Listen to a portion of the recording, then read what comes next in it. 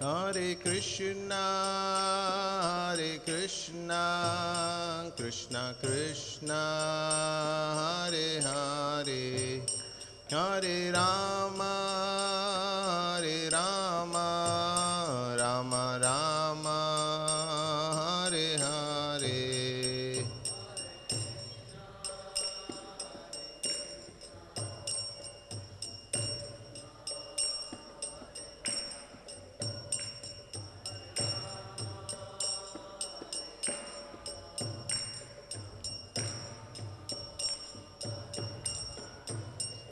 Hare Krishna, Krishna Krishna, Hare Hare, Hare Rama, Rama Rama, Hare Hare, Hare.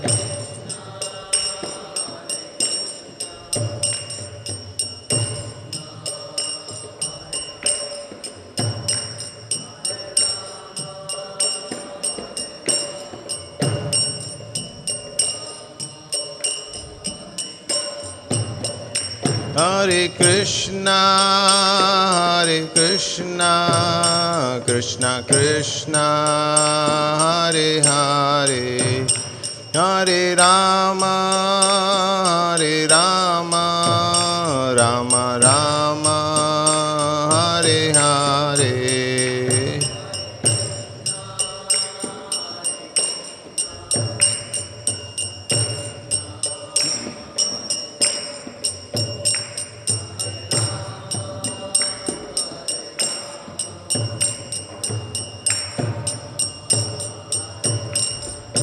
Jaya Prabhupada, Jaya Prabhupada, Prabhupada, Jaya Prabhupada, Jaya.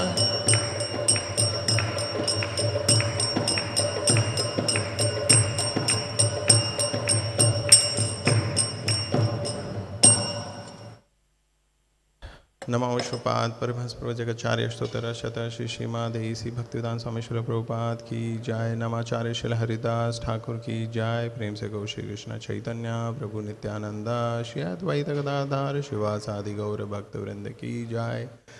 Shri Shri Radha Krishna गोप गोपीनाथ श्याम कुंड राधा कुंड गिरि गोवर्धन धाम की जय। वृंदावन धाम की जय। नवदीप मायापुर धाम की जय। गंगा माई यमुना माई की जय। समवेत भक्त वृंद की जय। निताय गौर प्रेमानंदे हरि हरि बोल। All glories to some devotees, Hare Krishna. All glories to some devotees, Hare Krishna. All glories to some devotees, Hare Krishna. All glories to Shri Guru and Gauranga. All glories to Srila Prabhupada ki jai. Om Namo Bhagavate Vasudevaya. Om Namo Bhagavate Vasudevaya. Om Namo Bhagavate Vasudevaya. Namo Om Vishnupadaya Krishna Prishnaya Bhutale Srimate Bhakti Vedanta Swami Niti Namine Namaste Saraswate Deve Gauravani Pracharine Nirvishesha Shunyavadi Pashyati Deshatarine Sri Krishna Chaitanya Prabhu Nityananda Shri Advaita Gadadhara Shivasadi Gaura Bhakta Vrinda Hare Krishna Krishna Krishna Hare Hare Hare Rama Rama Rama Hare Hare. Mukam karoti vachalam pangum langayate girim yat kripatamaham vande Shri Gurun Dinataranam Paramananda Madhavam Shri Chaitanya Ishwaram.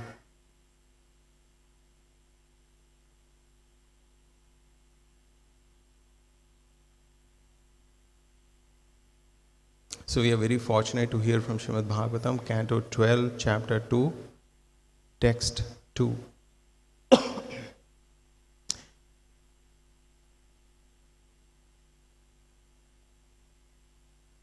Vittam eva kalo nෘṇāṁ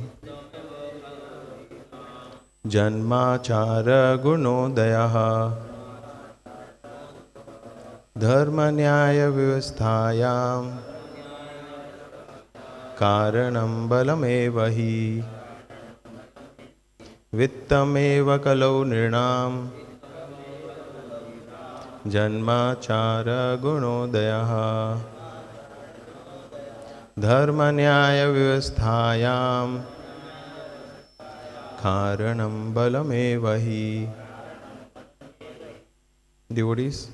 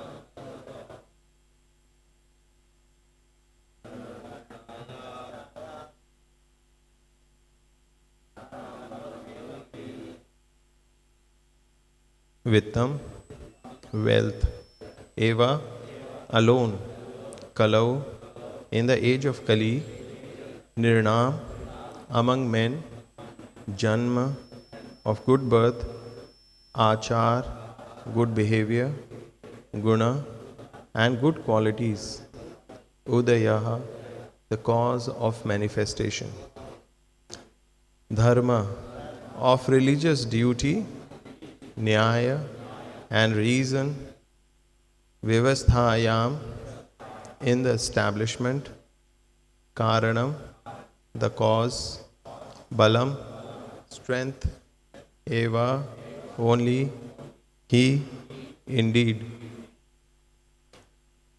Translation and purport by the disciples of His Divine Grace, A.C. Bhaktivedanta Swami Srila Prabhupada.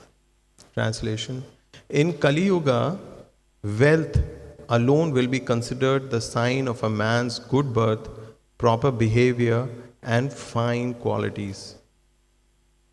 And law and justice will be applied only on the basis of one's power.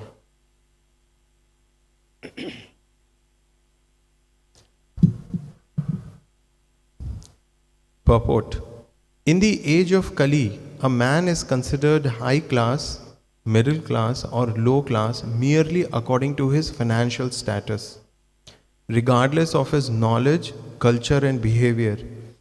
In this age, there are many great industrial and commercial cities with luxurious neighborhoods reserved for the wealthy.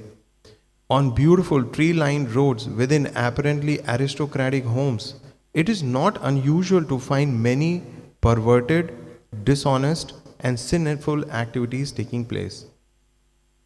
According to Vedic criteria, a man is considered high class if his behavior is enlightened, and his behavior is considered enlightened if his activities are dedicated to promoting the happiness of all creatures.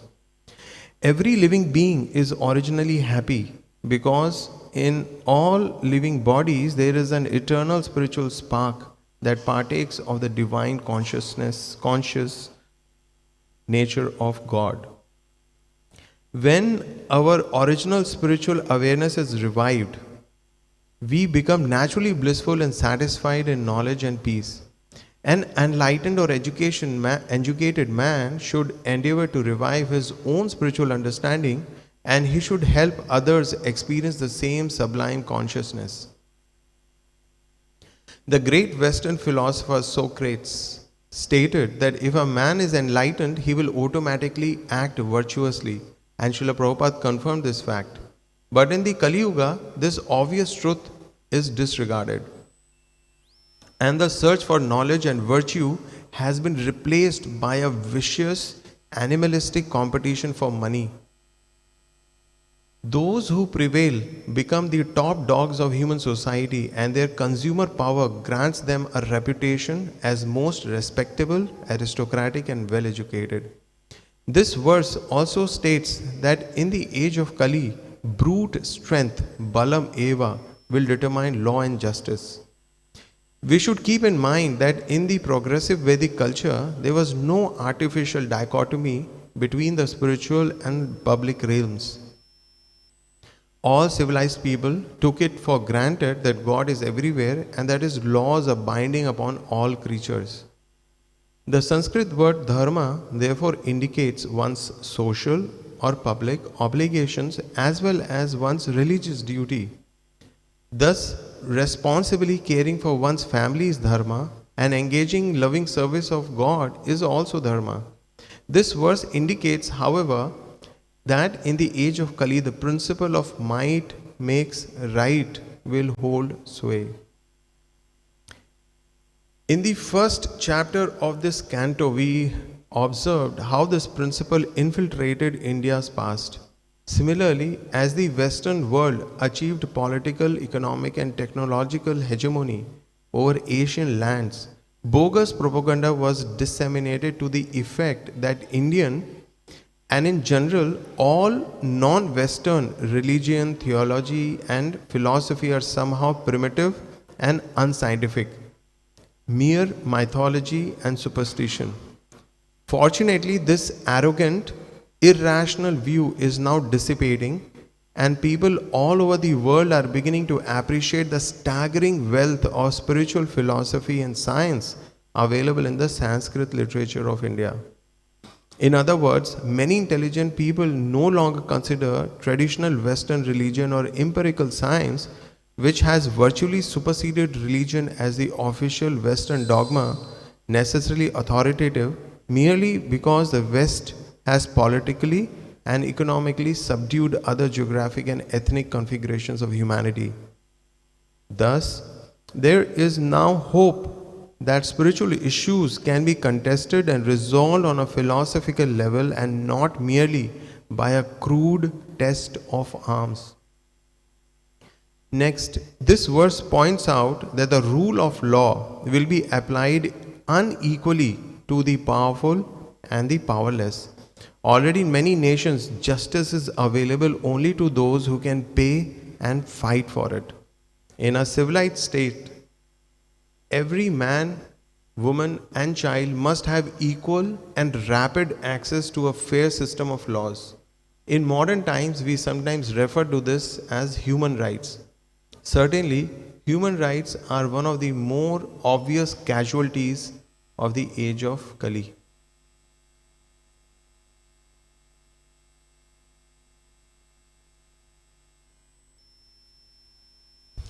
So this section of Srimad Bhagavatam, especially if you look at these verses, these are not very exciting verses because we experience these verses on a day-to-day basis. Right? So it's our life which is being described by these verses of Srimad Bhagavatam. And Srimad Bhagavatam, இந்த பகுதியில் இருக்கும் பதங்கள் அனைத்தும் மிகவும் உற்சாகம் அளிக்கும் பதங்கள் அல்ல. நம்முடைய தினசரி வாழ்க்கையில் நாம் அனுபவிக்கும் விஷயங்களை பற்றி தான் இங்கே விளக்கப்பட்டுள்ளது. So very nice purport is written in Kali-yuga, wealth alone, vittam eva kalau nṭṇāṁ, janmācāra-guṇodayaḥ. So wealth alone will be considered the sign of a man's good birth, proper behavior, and fine qualities. கலியுகத்தில் ஒருவரிடம் இருக்கும் சொத்து செல்வம் மட்டும்தான் ஒருவர் சிறந்த குணம், நல்ல பிறப்பு மற்றும் நல்ல தன்மைகளுக்கான அறிகுறியாக கருதப்படுகிறது. Now, if we have been devotees for a long time, this line may be a little difficult for us to understand because this great institution, ISKCON, founded by Srila Prabhupada, we see that wealth of a person has almost no consideration. நாம் இந்த ISKCON என்ற அங்கத்தில் நீண்ட நாட்கள் நாம் உறுப்பினராக இருந்தால் இந்த வரியை புரிந்து கொள்வது நமக்கு மிகவே கடினம். ஏனென்றால் நம்முடைய நிறுவன இஸ்கான் ஆலயத்தில் ஒருவரிடம் இருக்கும் வளமை மற்றும் சொத்துக்கும் அவரின் நன்னடத்தைக்கும் எந்த சம்மதமும் இல்லை என்று கருதுகிறோம். So when a person walks into the temple, whether he is rich or he is poor, whether he is from an upper caste or from a lower caste, whether he is from any nationality, the devotees become very excited and very happy if that person starts chanting Hare Krishna. ஒருவர் நம் ஆலயத்துக்குள் நுழையும் பொழுது அவர் எந்த சாதியை சேர்ந்தவனாக இருந்தாலும் சரி, அவர் எந்த தேசத்தை சேர்ந்தவராக இருந்தாலும் சரி, அவர் ஏழையாகவோ பணக்காராகவோ யாராக இருந்தாலும் சரி, பக்தர்கள் அவர் ஹரே கிருஷ்ணா மந்திரத்தை ஜபிக்க ஆரம்பித்தால் மிகவும் மகிழ்ச்சி அடைகிறார்கள். So we see the traditional Indian system, there are many restrictions which are placed as per the rules of the society. Who can enter the altar, who can worship the deities, there are many rules. பழைய காலத்தில் இந்தியாவில் ஒரு வரைமுறையானது வகுக்கப்பட்டது. யார் ஆலயத்துக்குள் நுழைய வேண்டும், யார் வழிபட முடியும் என்று பல விதிகள் இருந்தது. So but in ISKCON we see that there is no such restriction. ஆனால் இஸ்கான் ஆலயத்தில் அது போன்ற விதிகள் வரைமுறைகள் எதுவுமே இல்லை. Anyone from any background, if they take up the process of Krishna consciousness in a very sincere and consistent way, then they can progress by studying Srila Prabhupada books, associating with devotees, chanting the holy name, modifying their so much bad behavior, you know. So if all that is modified, then one can actually gradually elevate oneself to the platform of even worshipping the deities. ஆனால் இஸ்கானில் நாம் பார்க்கிறோம், ஒருவர் எந்த பின்னணியிலிருந்து வந்தாலும் சரி, எந்த குடும்ப பின்னணியிலிருந்து வந்தாலும் சரி, எந்த சாதி மதத்திலிருந்து வந்தாலும் சரி, அவர் தன்னுடைய குணத்தை மாற்றிக்கொண்டு சாஸ்திரங்களை படித்து ஞானத்தை வளர்த்து கொண்டு தன்னை ஒரு உயர்ந்த நிலைக்கு உயர்த்தி கொண்டால் அவர்கள் விக்கிரகத்தை வழிபடும் நிலைக்கு வரைக்கும் வர முடியும் என்பதை நம் ஆலயத்தில் பார்க்கிறோம்.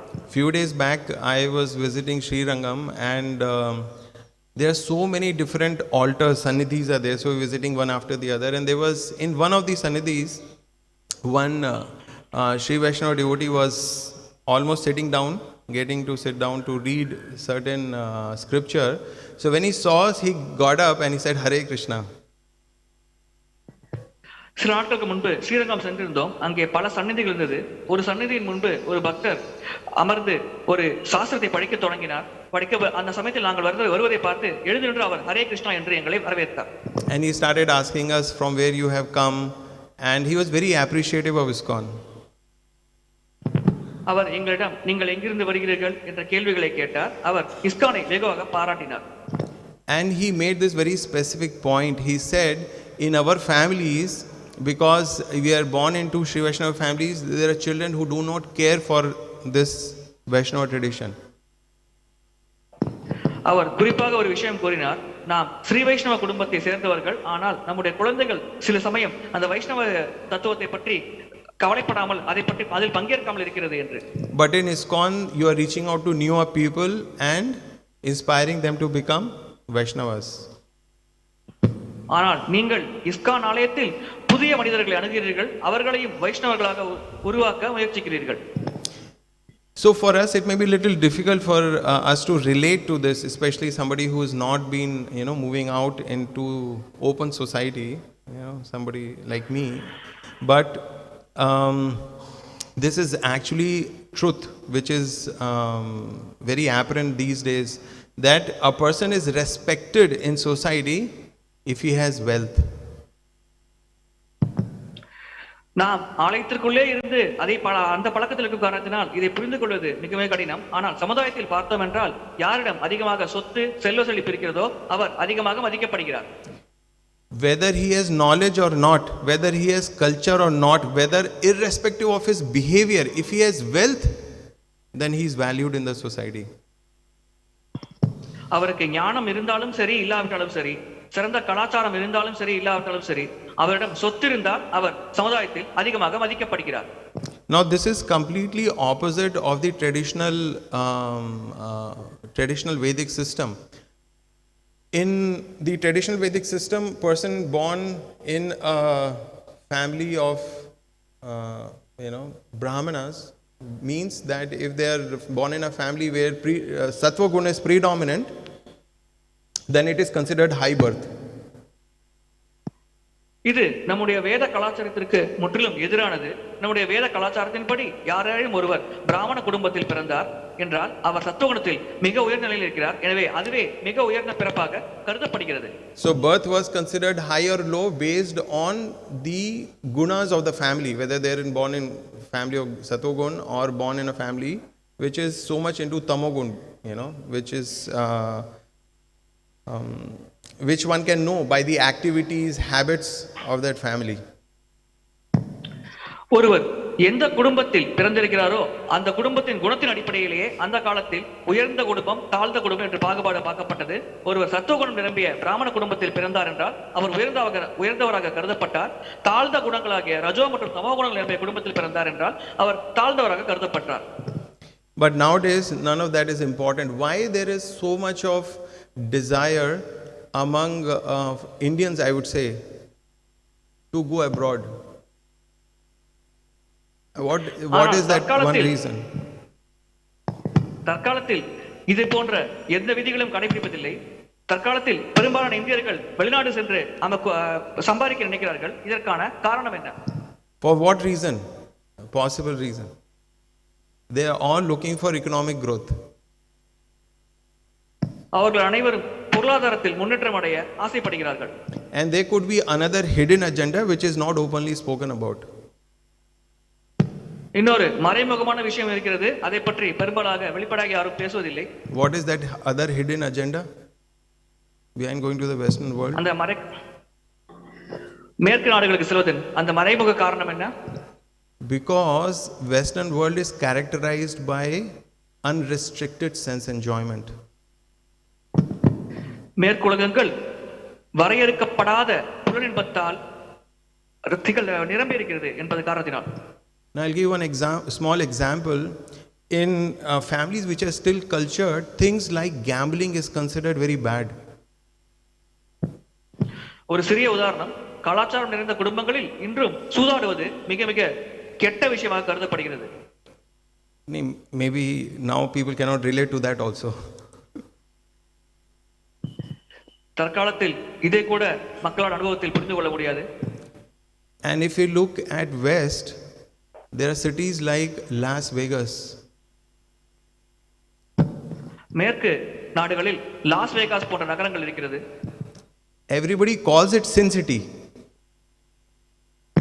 அனைவரும் அதை பாவகரமான நகரம் என்று அழைக்கிறார்கள். But everyone wants to visit. ஆனால் அனைவரும் அங்கு சென்று அந்த இடத்தை பார்க்கத்தான் ஆசைப்படுகிறார்கள். And there is no sin which is not committed in that city. அந்த நகரத்தில் செய்யப்படாத பாவமே இல்லை என்று கூறலாம். And so I mean like this, so basically it's wealth, and based on wealth the unrestricted sense enjoyment. If you look at the Western culture, especially if I would say the United States or countries like that, the concept of freedom is that anyone can do anything till the time it harms others. எனவே அந்த சொத்தை வைத்துக் கொண்டு எது வேண்டுமானாலும் செய்யலாம் என்று புலம்பம் அனுபவிக்கலாம் என்பதே அவர்களின் கோட்பாடாகும். நாம் மேற்குலகத்தை பார்த்தவரையில் அவர்கள் கடைபிடிக்கும் கோட்பாடு என்னவென்றால், ஒருவரின் சுதந்திரம் எந்த அளவிற்கு என்றால் அடுத்தவரை அவர் துன்பப்படுத்தாமல் இருக்கும் வரையில் அவருடைய சுதந்திரமானது அந்த எல்லை வரை செல்லலாம் என்று அவர்கள் கடைபிடிக்கிறார்கள். But if one is given freedom without an absolute system of what is right and what is wrong, then freedom will be misused. Because nobody knows what is right and what is wrong. பூரணமான வழிமுறையில் எது சரி எது தவறு என்பதை பற்றி கற்பிக்காமல் சுதந்திரத்தை நாம் அளித்தோம் என்றால் அனைவரும் பாவம் செய்யக்கூடும். ஏனென்றால் யாருக்குமே அந்த சுதந்திரத்தை வைத்து சரியாக பயன்படுத்த தெரியாது. பாவம் எது சரிய புண்ணியம் எது என்பதை பற்றி அவர்களுக்கு தெரியாது.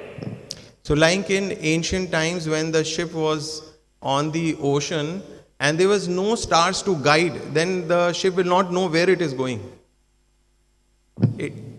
அந்த காலத்தில் கடலில் கப்பல் இருக்கும் பொழுது நட்சத்திரம் இல்லாவிட்டால் வழிகாட்ட முடியாது. அதன் காரணத்தினால் கப்பல் எந்த திசையில் செல்ல வேண்டும் என்பது அவர்களுக்கு தெரியாது. It has freedom to go anywhere. It is in the ocean. It can go left, right, back, forward. It has all the freedom. But if it has no guiding light, then it will meet its ultimate destruction. அந்த வழிகாட்டும் விளக்கு இல்லாவிட்டால் அந்த கப்பல் எந்த திசையில் வேணாலும் செல்லலாம். அதற்கு முழு சுதந்திரம் இருக்கிறது. அது இடதுபுறம் வலதுபுறம் எப்படி வேணாலும் செல்லலாம். ஆனால் அந்த வழிகாட்டும் ஒளி இல்லாமல் அந்த கப்பலால் சரியான திசையில் சரியான இலக்கை அடைய முடியாது. So here a very nice point is mentioned in the purport that a man is considered high class if his behavior is enlightened and his activities help all the living entities. ஒரு மனிதன் உயர்ந்த மனிதன் என்று எப்பொழுது கருத முடியும் என்றால் அவர் நன்னடத்தை பெற்றவராக இருக்க வேண்டும். அவருடைய செயல்பாடுகள் அனைத்து உயிர்வாளிகளுக்கும் உதவும் வகையில் இருக்க வேண்டும். Now enlightenment is very simple. Enlightenment means what? Enlightenment means to understand, go beyond illusion and to understand that we are not this body, to understand God and to understand our eternal relationship with God. ஞானம் என்றால் என்ன? ஞானம் என்றால் அறியாமையை தாண்டி நான் இந்த சரீரம் அல்ல, நான் நித்தியமான ஆன்மீக ஆத்மா, எனக்கும் பகவானுக்கும் உண்டான நித்தியமான தொடர்பு என்ன என்பதை பற்றி புரிந்து கொள்வதுதான் உண்மையான ஞானமாகும். So the goodness of a man is known by how much he has realized that and how much he is helping others realize their connection with God. இந்த கருத்தை ஒருவர் தனிப்பட்ட வகையில் எந்த அளவுக்கு புரிந்து கொண்டார் என்பதை பொறுத்தும், அதோடு மற்றவர்களுக்கு இந்த கருத்தை புரிந்து கொள்ள எவ்வளவு உயர்வு செய்கிறார் என்பதை பொறுத்தும் தான் அந்த மனிதன் நன்னடத்தை உடையவனாய் இல்லையா என்பதை நம்மால் நிர்ணயிக்க முடியும். So in his public dealings, Prabhupada was very clear. If your system of religion helps you develop love and affection for God, fine, you follow it. There is no problem. And if your system of religion is not able to do that, then you chant Hare Krishna and you take up this process of Vaishnavism. இதை பற்றி கூறுகையில் பிரபுபாத தெளிவாக விளக்குகிறார். நீங்கள் கடைபிடிக்கும் மதமானது பகவானின் மேல் அன்பு மற்றும் பிரேமையை வளர்ப்பதற்கு உதவியாக இருந்தால் நீங்கள் அதை தாராளமாக கடைபிடிக்கலாம். அவ்வாறு நீங்கள் கடைபிடிக்கும் மதத்தில் இது போன்ற விஷயத்தை உணர முடியாமல் இருந்தால் நீங்கள் ஹரே கிருஷ்ண மந்திரத்தை ஜபித்து இந்த வழிமுறையை கடைபிடித்து நீங்கள் பகவானின் மேல் அன்பு செலுத்தலாம், அந்த அன்பை உணரலாம் என்று விளக்குகிறார். And if one is enlightened, means the goal of life is fixed.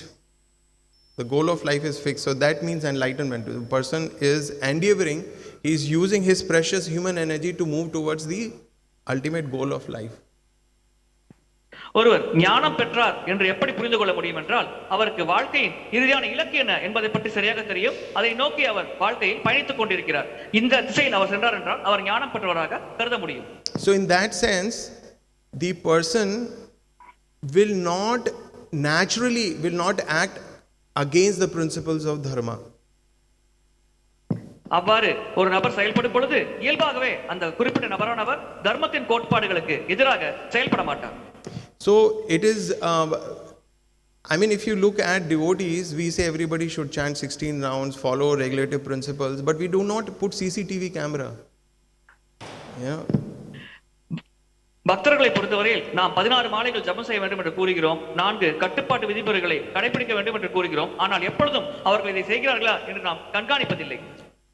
So the devotees, by the association of when somebody comes into ISKCON by association with devotees, by study of scriptures, so we intellectually understand, we develop faith, and then we, on our own conviction and faith, we take up the process of Krishna consciousness. So yes, devotees help us, but at some point in time nobody needs to police us. We police ourselves. நாம் பக்தர்களின் சங்கம் மற்றும் சாஸ்திரத்தை படிப்பதன் மூலமாக கிடைக்கும் ஞானம், இதன் மூலமாக தன்னிச்சையாக சொந்த விருப்பத்தின் பேரில் நாம் கிருஷ்ண உணர்வை பயிற்சி செய்கிறோம். யாரும் நம்மை கண்காணிக்க வேண்டும், யாரும் நம்மை கட்டாயப்படுத்த வேண்டும் என்று இங்கே அவசியம் இல்லை. நம்முடைய சொந்த விருப்பத்தின் காரணமாகவே நாம் இந்த கிருஷ்ண உணர்வு இயக்கத்தில் செயல்படுகிறோம். So if we compare the devotee community with the outside world, it is not that there are no problems in devotee community. Devotee community also there are people doing all kinds of things, but still because they are devotees And because Krishna never leaves his devotees, sooner or later they come to the right path. பக்தர்கள் சமுதாயத்தையும் வெளி உலகத்தையும் நாம் ஒப்பிட்டு பார்த்தால் நாம் புரிந்து கொள்ளலாம், இரண்டு இடத்திலும் பிரச்சனைகள் இருக்கிறது. பக்தர்கள் சமுதாயத்திலும் பிரச்சனைகள் இருக்கிறது, வெளி உலகத்திலும் பிரச்சனை இருக்கிறது. ஆனால் கிருஷ்ண உணர்வு பாதையில் பக்தர்கள் செயல்படும் காரணத்தினால் கிருஷ்ணர் பக்தர்களுக்கு தனிப்பட்ட முறையில் உதவுகிறார். அதன் மூலமாக பக்தர்கள் வெகு விரைவாக சரியான பாதையில், கிருஷ்ண உணர்வு பாதையில் செயல்படுகிறார்கள். So in the olden Vedic system, the Brahmana was never punished. பண்டைய கால வேத கலாச்சார முறைப்படி பிராமணர்களுக்கு தண்டனை அளிக்கப்படாது. So when we say Brahmana, we mean that a person in mode of goodness or a person who's transcendent, he is progressing on the path of transcendence. So such a person was never subjected to the disciplinary action of the king. பிராமணர் என்று நாம் குறிப்பிடுவது சத்துவகுணத்தில் செயல்படும் நபர் அல்லது உன்னதமான குணங்களின் பாதையில் சென்று கொண்டிருக்கிற நபர். அத்தகைய நபரானவர் எந்த காலத்திலும் அந்த காலத்தில் மன்னரால் தண்டிக்கப்படுவதில்லை. So why? Because they will very quickly correct themselves. இதற்கான காரணம் அவர்கள் வெகு விரைவாக தங்களை திருத்திக் கொள்வார்கள். But there is no such hope for a person outside. ஆனால் வெளியில் இருக்கும் நபருக்கு இது போன்ற ஒரு கருத்து பொருந்தாது. So if you look at the society which is not devotional, which is not God conscious, we can very clearly see month after month, year after year, decade after decade, the kind of degradation. I mean, if we just study the crime statistics, if we study the nature of crime, if we study the extent of problems, then we see that it is continuously increasing. ஆனால் இந்த கடவுள் உணர்வு என்ற விஷயத்திற்கு வெளியில் இருக்கும் சமுதாயத்தை பார்த்தோம் என்றால் நாம் புரிந்து கொள்ளலாம், அங்கே நடக்கும் குற்றங்கள், அங்கே நடக்கும் தவறுகளின் புள்ளியலை பற்றால் நம்மால் தெளிவாக புரிந்து கொள்ள முடியும். அங்கே சீரழிவானது வெகு வேகமாக நடக்கிறது. நாளுக்கு நாள் அந்த சீரழிவு அதிகரித்துக் கொண்டே செல்கிறது என்பதை நம்மால் புள்ளியோரத்தோடு தெளிவாக புரிந்து கொள்ள முடிகிறது. What is one of the biggest problems of the justice system of the Western world? மேற்குலகத்தின் நீதி வழங்கும் வழிமுறையில் இருக்கும் மிகப்பெரிய தவறு என்ன? Overcrowded jails and need to build more jails. அங்கே சிறைச்சாலைகளில் கைதிகளின் எண்ணிக்கை மிக அதிகமாக இருக்கிறது. அந்த எண்ணிக்கை அதிகரிக்கும் காரணத்தினால் அவர்கள் அதிகமான சிறைச்சாலைகளை கட்ட வேண்டியுள்ளது. Recently there was one country in South America and there were violent wars in jail and many hundreds of people were dying in those jail wars, jail battles. தென் அமெரிக்காவில் ஒரு நாட்டில் சமீப காலத்தில் அந்த சிறைச்சாலைக்குள் ஒரு அடித்து கொண்டார்கள். அந்த சண்டை சச்சரவு மற்றும் போர் சூழ்நிலை காரணமாக நிறைய மக்கள் இறந்து விட்டார்கள். And when the government decided that they have to bring a stop to this, they had to arrest 2% of the population. இதை நிறுத்த வேண்டும் என்று அரசாங்கம் முடிவெடுத்த பொழுது கிட்டத்தட்ட அந்த மொத்த மக்கள் தொகையில் 2% மக்களை அவர்கள் கைது செய்ய வேண்டியிருந்தது. So it is like a pack of wild animals and they have to be constantly kept on the whip, like in circus, with the fear of the whip, the wild animals remain tamed, and the moment the whip is not visible, they'll get back to their natural self. ஒரு சர்க்கஸில் சிங்கத்தை எப்படி சாட்டையை வைத்துக் கொண்டு கட்டுப்படுத்துவோமோ அதே போல்தான் இங்கே இந்த சிறைச்சாலையில் இருக்கும் மக்களை கட்டுப்படுத்த வேண்டியது. அந்த சாட்டை கண்களுக்கு புலப்படாவிட்டால் மீண்டும் அவர்கள் தங்களுடைய தாழ்நிலைகளுக்கு சென்று விடுவார்கள்.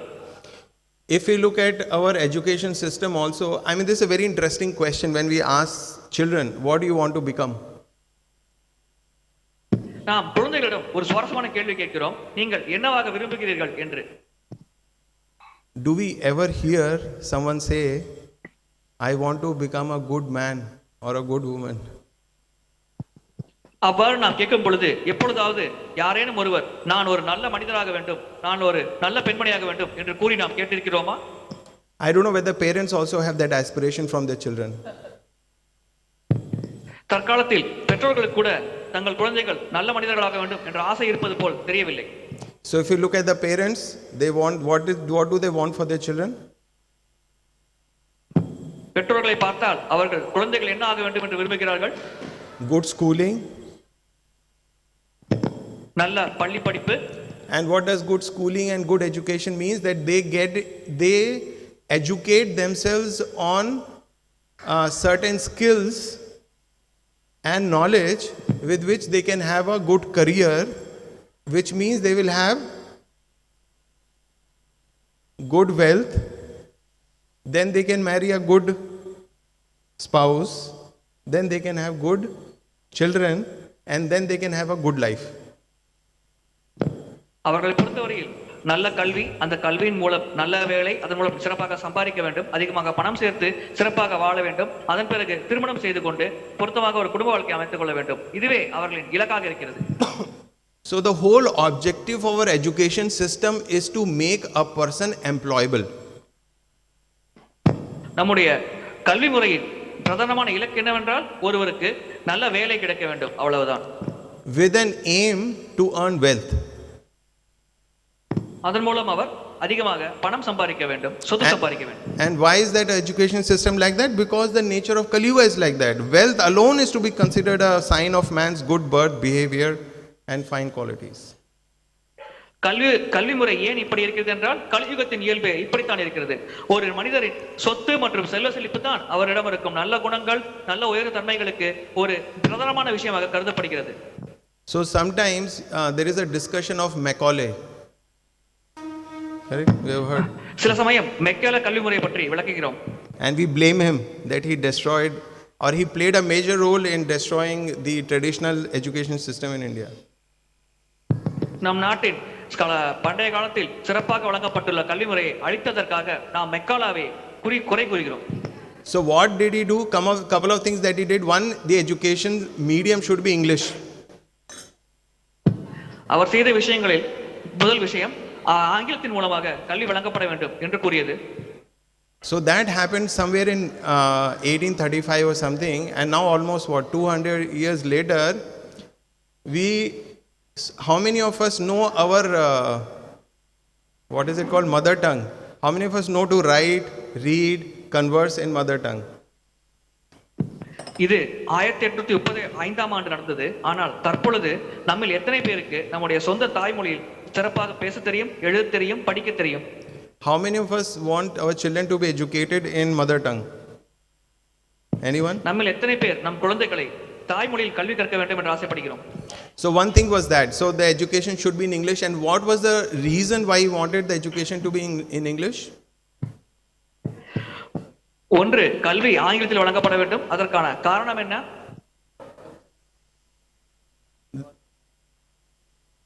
The reason was, there could be multiple reasons. The one which I know is that he considered that Western philosophy and the Western knowledge is way superior than the knowledge which is available in India and the Asian part or the other British territories. So if the medium is English, then they can access that great knowledge of the Europeans. இது எனக்கு தெரிந்த வரையில் அதற்கான ஒரே காரணம், அவர்களை பொறுத்தவரையில் அந்த மேற்கத்திய கோட்பாடுகள், மேற்கத்திய தத்துவங்கள் ஆனது மிக மிக உயர்ந்த விஷயம். எனவே இங்கிருக்கும் மக்களுக்கு ஆங்கிலம் தெரிந்திருந்தால் இவர்களால் அந்த மேற்கத்திய உயர்ந்த கோட்பாடுகளை புரிந்து கொள்ள முடியும் என்று அந்த மேற்கத்திய நாட்டு மக்கள் கருதினார்கள். இதுவே அதற்கான காரணமாகும். Another thing that he did was that education should also be seen in terms of return. What return one is getting from the education? இன்னொரு முக்கியமான விஷயம், அந்த கல்வியின் மூலமாக ஒருவருக்கு என்ன கிடைக்கிறது என்பதையும் நாம் பிரதானமாக கருத்தில் கொள்ள வேண்டும் என்று அவர் கருதினார். And that will be determined by the market or how much that education is valued in the market. அது சந்தையில் அந்த குறிப்பிட்ட கல்விக்கு எந்த அளவுக்கு மதிப்பு வழங்கப்படுகிறதோ அதை பொறுத்து அமைகிறது. So we see that in our current education, people are not bothered. Everybody is bothered whether they should become engineer, whether there is a good demand for engineer, then we should become engineers. If there is good demand for some other profession, we should take up that. That is the whole agenda of education. தற்காலத்தில் பார்க்கலாம், கல்வி கற்கும் பொழுது யார் எந்த ஒரு துறைக்கு அதிகமாக வேலை வாய்ப்பு இருக்கிறதோ அந்த துறையில் தான் அதிகமாக மக்கள் படிக்கிறார்கள். அது எந்த துறை என்று அவர்கள் பெரிதாக பொருட்படுத்துவதில்லை. எது எங்கு அதிகமாக வேலை கிடைக்கிறதோ அந்த துறையை அவர்கள் தேர்ந்தெடுக்கிறார்கள். So we are equipping people with knowledge, with skills, without character. நாம் இங்கே மக்களுக்கு ஞானத்தை வழங்குகிறோம், திறமைகளை வழங்குகிறோம், ஆனால் நன்னடத்தை மற்றும் சிறப்பான குணங்கள் ஆகியவற்றை வழங்குவதில்லை. So it is almost like giving a weapon and teaching the person how to use the weapon effectively, but not giving him the values with which he can discriminate when to use and where to use that weapon. இந்த சூழ்நிலை நாம் ஒப்பிட்டு பார்த்தால் அது எதோடு பொருந்தும் என்று பார்த்தோம் என்றால், ஒரு நபருக்கு ஒரு ஆயுதத்தை வழங்குகிறோம், அதை எப்படி பயன்படுத்த வேண்டும் என்றும் அவருக்கு கற்பிக்கிறோம். ஆனால் அதை எந்த சூழ்நிலையில் பயன்படுத்த வேண்டும், அதை பயன்படுத்தும் பொழுது அவர் கருத்தில் கொள்ள வேண்டிய பிரதானமான விஷயங்கள் என்ன என்பதை பற்றி அவருக்கு கற்பிக்காமல் வெறுமனே ஆயுதத்தை கொடுத்து அதை பயன்படுத்தும் முறையும் மற்றும் கற்பித்தால் அதனால் ஏற்படும் விளைவு என்னவோ அதே போல்தான் இந்த சூழ்நிலையும். So how much time in today's schools is spent on values, value education? Anyone with children would know. தற்காலத்தில் பள்ளிகளில் இந்த நீதிநெறி போன்ற விஷயங்களில் எவ்வளவு மணி நேரம் செலவிடுகிறார்கள் என்பதை பற்றி உங்களுக்கு தெரியுமா? Parents are busy, the child has to study weak in mathematics, put tuition, weak in this subject, put tuition, go and talk to the teachers. Value education means one class in a week. கணக்கு, அறிவியல் போன்ற விஷயங்களில் பிள்ளைகள் சரியாக படிக்காவிட்டால் பெற்றோர்கள் மிகுந்த கவலை கொள்கிறார்கள். அவர்களை சிறப்பான கவனிக்க ஆசைப்படுகிறார்கள். அவர்கள் ஆசிரியர் சென்று சந்திக்கிறார்கள், டியூஷன் போன்ற விஷயங்களை ஏற்பாடுகிறார்கள். ஆனால் ஒரு நீதிநெறி போன்ற விஷயத்தை கற்பிக்கும் பொழுது ஒரு வாரத்திற்கு ஒரு வகுப்பு மட்டும்தான் அது போன்ற நீதி கதைகளை வழங்கும் வகுப்பாக இருக்கிறது. So if the culture and the behavior of the students is not based on proper values, what is the future of our population? எனவே நம் குழந்தைகளின் நடத்தை மற்றும் கலாச்சாரம் சிறப்பான விஷயங்கள் அடிப்படையில், அதாவது நீதி, நேர்மை, தர்மம் போன்ற விஷயங்கள் அடிப்படையில் வழங்கப்படாவிட்டால் நம்முடைய நாட்டின் எதிர்காலம் தான் என்ன, நம் குழந்தைகளின் எதிர்காலம் தான் என்ன, எப்படி இருக்கும்? So further this verse also talks about dharma-nyāya-vyavasthāyāṁ kāraṇaṁ balam evahi. இந்த பதத்தில் தர்ம நியாய விவஸ்தாயம் காரணம் பலமேவகி என்று விளக்கப்பட்டிருக்கிறது. It is strength. It is strength alone. It is strength alone with which we can have access to the law and the justice. பலத்தின் மூலமாகவே ஒருவருக்கு நீதி மற்றும் தர்மத்திற்கான அணுகும் வாய்ப்பானது வழங்கப்படும். So this is very apparent in some countries that the whole justice system is controlled and the justice is delivered based on the power of the person or not delivered. இது சில தேசங்களில் இது நடைமுறையில் கடைபிடிக்கப்படுவதை பார்க்கலாம். அங்கே அந்த நீதி வழங்கும் முறையே யாரிடம் அதிகமாக செல்வ செழிப்பு சொத்துக்கள் இருக்கிறதோ அதன் அடிப்படையில் வழங்கப்படுகிறது. நீதி சரியாக அங்கே வழங்கப்படுவதில்லை என்பதை நம்மால் புரிந்து கொள்ள முடியும்.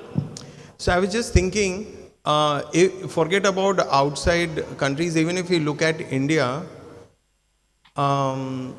I hope no one gets into any legal trouble. But if one gets into legal trouble and one has to fight the case in lower court, and if the justice is not dispensed, then what happens? One has to go to high court, and then if it is not dispensed, then one has to go to Supreme Court. And what is the financial liability which is there? So if one does not have the strength or the power or the influence or the money, then it is very difficult to get proper justice. மற்ற நாடுகளை விட்டுவிடலாம், இந்தியாவை கருத்தில் கொள்வோம். இந்தியாவில் ஒருவருக்கு நீதி கிடைக்க வேண்டும் என்று நீதிமன்றத்தை அணுகினால் முதலில் அவர் தன்னுடைய தாழ்ந்த ஆழ்மை நீதிமன்றத்தை அணுகிறார். அதன் பிறகு அந்த மாவட்டத்திற்கான நீதிமன்றத்தை அணுகிறார். அதன் பிறகு உயர் நீதிமன்றத்தை அணுகிறார். அங்கும் நீதி கிடைக்காவிட்டால் உச்ச நீதிமன்றத்தை அணுகிறார். எனவே இவ்வாறு பல நீதிமன்றங்களை அணுகுவதற்கு அவருக்கு எவ்வளவு செலவாகும், அதற்கு அவருக்கு எவ்வளவு பணம் செலவழிக்க வேண்டும் என்பதை கருத்தில் கொள்ளலாமா? Earlier the justice was quickly dispensed by the kings. They were righteously situated and they very quickly dispensed the justice. அந்த காலத்தில் மன்னர்கள் நேர்மையானவர்களாக இருந்தார்கள். அவர்கள் வெகு விரைவாக தீர்ப்பு வழங்கினார்கள். நியாயத்தை வெகு விரைவாக மக்கள் பெற்றார்கள். So one place Prabhupada was mentioning that how our legal system is that once you get into the court, then it is matter of decades before you get justice or decisions. பிரபுபாதர் தற்காலத்தில் நாம் கடைபிடிக்கும் நீதி வழிமுறை பற்றி விளக்கும் பொழுது கூறுகிறார், நீங்கள் ஒரு முறை நீங்கள் நீதிமன்றத்தை அணுகிவிட்டால் அதில் சரியான நீதி கிடைப்பதற்கு உங்களுக்கு பல ஆண்டுகள் ஆகும் என்று கூறுகிறார். So maybe from that phrase has come, justice delayed is justice denied. இதிலிருந்துதான் இந்த பிரபலமான கூற்றானது கூறப்படுகிறது, தாமதமாக வழங்கப்படும் நீதி மறுக்கப்பட்ட நீதி என்று. So what should we do after reading this verse? எனவே இந்த பதத்தை படித்து முடித்த பிறகு நாம் என்ன செய்ய வேண்டும்?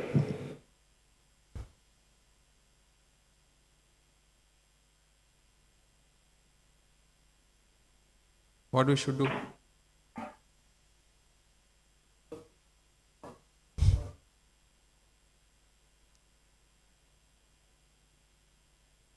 We may, for example, I gave the example of Macaulay. Actually, by digging into our past and finding these so many faults, only thing we will gain is frustration. நான் மெக்காலாவின் உதாரணத்தை பற்றி விளக்கினேன். நம்முடைய கடந்த காலத்தை ஆராய்ந்து நம்முடைய குறைகளை நாம் கண்டறிந்தால் நாம் இறுதியில் மன வருத்தம் மற்றும் குழப்பத்தில் தான் போய் இறுதியாக அடைவோம். The problem that we are facing is not because of the many years of the Mughal rules or the many centuries of British rule. The problem is our godlessness. நம்முடைய பிரச்சனை பல ஆண்டுகளாக நாம் முகலாய ஆட்சியில் இருந்த காரணத்தினாலோ அல்லது பிரிட்டிஷ் மக்கள் நம்மை ஆட்சி புரிந்த காரணத்தினாலோ ஏற்படுவதில்லை. நாம் கடவுளை பற்றி கவலைப்படாமல் இருக்கும் காரணத்தினால்தான் நாம் இது போன்ற பிரச்சனைகளை சந்திக்கிறோம். And not only with us, anywhere.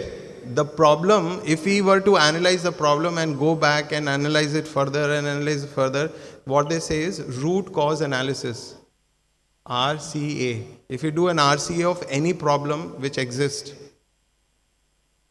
since we are discussing Kali-yuga.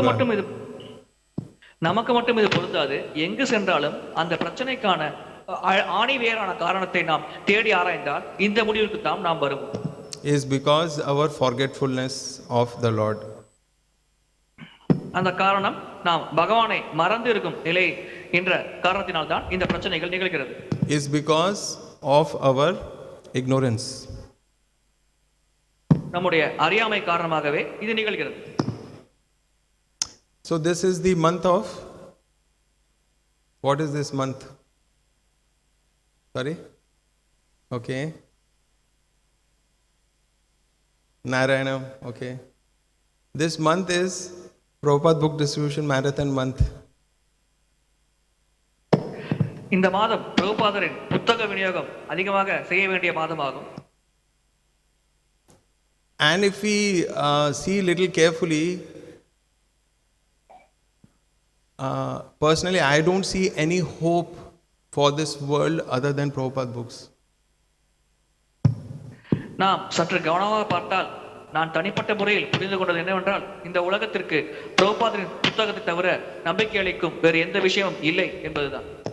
Although there are 4 Vaishnava traditions and some of them are still practicing Vaishnavism, but how much of it is moving into the generations after generation? How much of it is moving in future generations? 4 வைஷ்ணவ சம்பிரதாயங்கள் இருக்கிறது, அது இன்றும் பயிற்சி செய்யப்படுகிறது. ஆனால் அந்த சம்பிரதாயங்களில் அடுத்தடுத்த சந்ததியினருக்கு அந்த சம்பிரதாயத்தின் கோட்பாடுகள் எப்படி வழங்கப்படுகிறது என்பதை நாம் ஆராய்ந்து பார்த்தால் இதை புரிந்து கொள்ளலாம். So if we were to see in that context the situation of the world and the situation of the different Vaishnava Sampradaya, practically there is no hope other than Prabhupada books.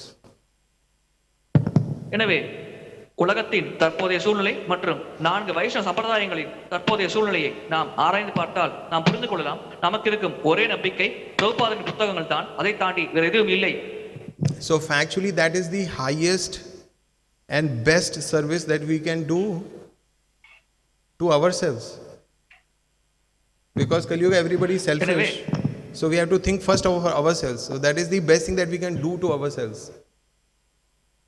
எனவே நமக்கு நடைமுறையில் நமக்கு நாமே செய்யக்கூடிய மிக சிறந்த சேவை இதுதான். கலியுகத்தில் அனைவரும் சுயநலம் உடையவர்களாக இருக்கிறார்கள். எனவே முதலில் தன்னைத்தானே கவனித்துக் கொள்ள வேண்டும். இதுபோல் புத்தகத்தை படிப்பதுதான் ஒருவருக்கு தானே செய்து கொள்ளும் மிக சிறந்த மிக உயர்ந்த சேவையாகும். Prabhupada would say that these books are dictated by the Lord. பிரபுபாதர் கூறுவார், இந்த புத்தகங்கள் அனைத்தும் பகவான் கூற கூற எழுதப்பட்டது என்று. So Bhagavad Gita, Lord spoke, Bhagavatam is their narrations about the Lord and his devotees, and then we have Prabhupada books presented by him. Bhagavad Gita பகவானால் பேசப்பட்டது. பாகவதம் பகவானை பற்றிய லீலைகள் மற்றும் கதைகளை விளக்கும் புத்தகமாகும். அதே போல் பிரபுபாதர் தனிப்பட்ட முறையில் பல புத்தகங்களை வழங்கியுள்ளார். So we must study them, understanding that our life depends on them. அதை நாம் படிக்கும் பொழுது நம்முடைய வாழ்க்கையே அந்த புத்தகத்தில் வழங்கப்பட்ட விஷயத்தை புரிந்து கொள்வதில் தான் அடங்கியிருக்கிறது என்பதை புரிந்து கொண்டு நாம் அந்த புத்தகங்களை படிக்க வேண்டும். And then we should distribute those books. அதன் பிறகு அந்த புத்தகங்களை நாம் விநியோகம் செய்ய வேண்டும். Sometimes we get very demotivated when we try and go for book distribution. Sometimes when devotees are going for book distribution, they are saying the rates of the books have gone up, people are not interested, so we should reduce the book cost. All that is there. சில சமயம் புத்தக விநியோகம் சொல்லும் பொழுது பக்தர்கள் உற்சாகம் இல்லாமல் இருக்கிறார்கள். அவர்கள் கூறுகிறார்கள், புத்தகத்தின் விலை மிக அதிகமாக உள்ளது, மக்கள் அதை வாங்க தயங்குகிறார்கள், எனவே புத்தகத்தின் விலையை குறைக்க வேண்டும் என்று அவர்கள் கூறுகிறார்கள். Prabhupada also would say that you strain your brains to increase book distribution. பிரபுபாதரும் கூறுவார், நீங்கள் உங்கள் மூளையை கசக்கி பிழிந்து புத்தக விநியோகத்தை அதிகரிப்பதற்காக யோசிக்க வேண்டும் என்று கூறுவார். So definitely numbers of book distributed are very important. எத்தனை புத்தகங்கள் விநியோகம் செய்யப்பட்டது என்பது மிக மிக முக்கியமான விஷயம்தான். But at the same time we should not feel disheartened if we are gone for book distribution and we are able to distribute only one book or two books or no book. அதே சமயத்தில் நாம் புத்தக விநியோகத்திற்காக சென்று அங்கே நம்மால் ஒரு புத்தகம் இரண்டு புத்தகம் மட்டுமே விநியோகம் செய்யப்பட முடிந்தது அல்லது புத்தகமே விநியோகம் செய்ய முடியவில்லை என்றாலும் நாம் மனம் தளரக்கூடாது. We can just last point, we can see this from the efforts which the Vanar Sena had put in the service of Lord Ram. வானர சேனைகள் ராமரின் சேவையில் ஈடுபடும் பொழுது எவ்வளவு முயற்சி செய்ததோ அதை பார்த்து நம்மால் இதை பற்றி புரிந்து கொள்ள முடியும். When Hanumanji landed in Lanka, so he saw that there is one Jal Durg, which means the fortress of water, and then there was Vanadurg, the fortress of the forest, which had to be crossed to reach Lanka. And he estimated there are only 4 or 5 people who can actually do that. அங்கே ராவணர் லங்கையை அனுமர் அடைந்த பொழுது அங்கே நீரால் அமைக்கப்பட்ட ஒரு கோட்டை இருந்தது. அதன் பிறகு வனத்தால் அமைக்கப்பட்ட ஒரு கோட்டை இருந்தது. அதை தாண்டிதான் அவர் ராவணரை அடைய முடியும். எனவே இதை செய்யக்கூடிய நபர்கள் 4 அல்லது 5 பேரால் மட்டுமே முடியும் என்பதை Hanuman தீர்மானித்தார். But then in the army there were so many ordinary vanaras who did not have any special power. ஆனால் அந்த வானர சேனையில் சாதாரண வானரங்கள் கூட இருந்தது. அவர்களுக்கு விசேஷமான சக்திகள் இல்லை.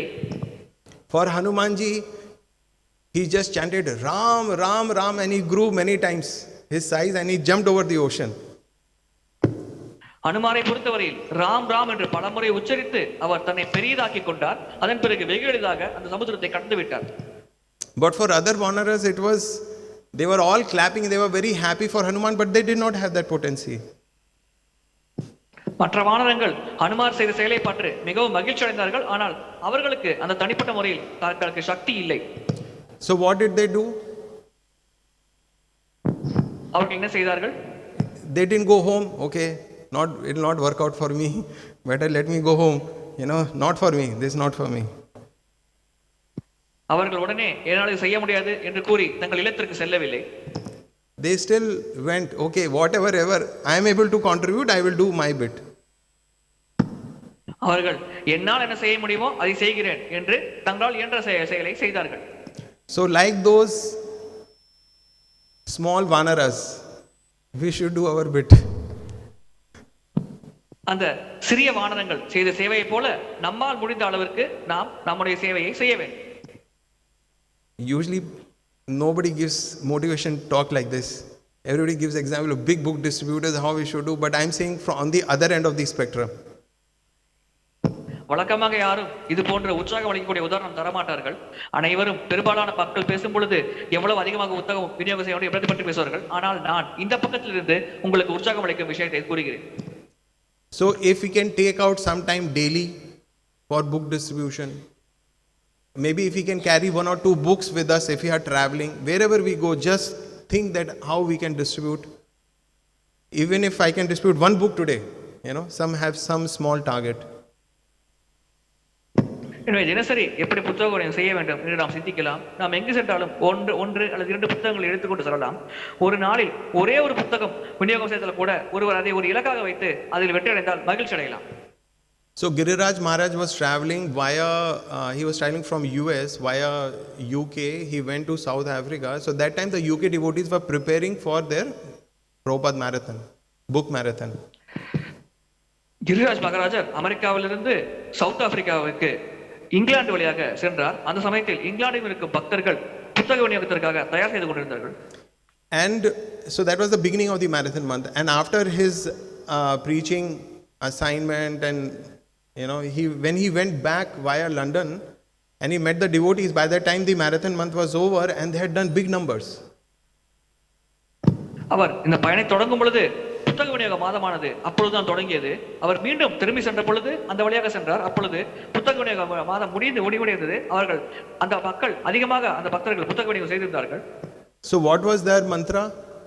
The mantra of the British Yatra? அவர்களின் மந்திரம் என்ன? அந்த பிரிட்டிஷ் யாத்திரை மக்களின் மந்திரம் என்ன? Small makes big. சிறு சிறு முயற்சிகள் பெரிய விளைவுகளை ஏற்படுத்தும். So if each devotee contributes little book distribution, few books the devotee does, and then if you add that into the whole devotee community, then we have a large number. ஒவ்வொரு பக்தரும் தனக்கு இயன்ற வகையில் சிறு சிறு அளவில் புத்தக விநியோகம் செய்தால் மொத்தமாக அனைத்து பக்தர்களும் செய்த புத்தக விநியோகத்தை நாம் கூட்டி பார்த்தால் அந்த தொகை மிக மிக பெரிய தொகையாக வரும். So if we have, say that I'll distribute at least 1 book per day, 30 books, or if I distribute 50 books in this entire marathon month, and if there are 2,000 devotees? ஒரு பக்தர் இந்த புத்தக விநியோக மாதத்தில் நான் 50 புத்தகங்கள் விநியோகம் செய்வேன் என்று முடிவு செய்தால், உதாரணத்துக்கு எடுத்துக்கொள்ளுங்கள், ஒரு 2000 பக்தர்கள், இது போல் ஒவ்வொரு பக்தரும் 2000 பக்தர்கள் ஒரு மாதத்தில் 50 புத்தகம் விநியோகம் செய்தால் மொத்தம் எத்தனை புத்தகம் விநியோகம் செய்யும் என்பதை கணக்கெடுத்து பாருங்கள். So how many books is that?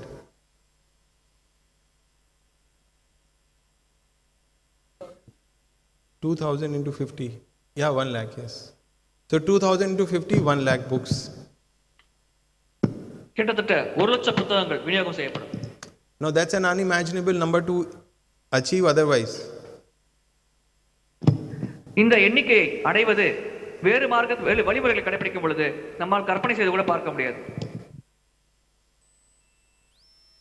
So I hope all of us will contribute our small Vanar-like might to the mission of Lord Ram. வானரங்கள் தங்களால் இயன்ற அளவிற்கு தங்கள் சக்திக்கேற்ப ராமரின் இலக்கை அடைய உதவியது. அதே போல் நாமும் இந்த புத்தக விநியோகத்தில் கலந்து கொண்டு நம்மால் இயன்றவரை இந்த புத்தக விநியோக விழாவை வெற்றியடைய முயற்சி செய்வோம். Thank you very much. Hare Krishna. Granthāraj Śrīmad Bhāgavatam ki jai, Śrīla Prabhupāda ki jai, Nitai Gaur Premanande.